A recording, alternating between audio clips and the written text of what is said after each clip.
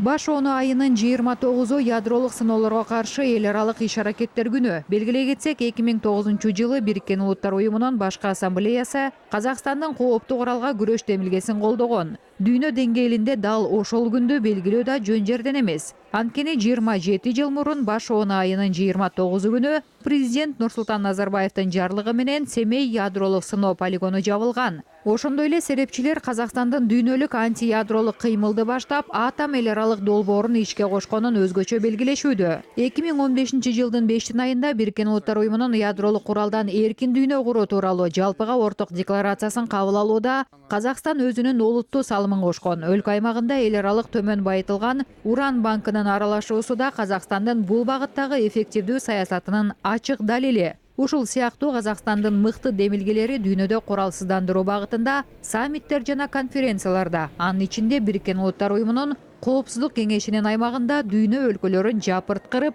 жок кылуу кооптуу ири куралды аскерий максатта колдонбой таптакыр баш тартууга чакырып жүрөт. Былтыр Астана ядросуз дүйнө куруу аянтына айланды. Казакстандын борборунда өткөн Пагош конференциясында алдыңкы серепчилер ядролук куралдын ааламдык кооптуу коркунучун алдын алуу маселелерин талкууга салган.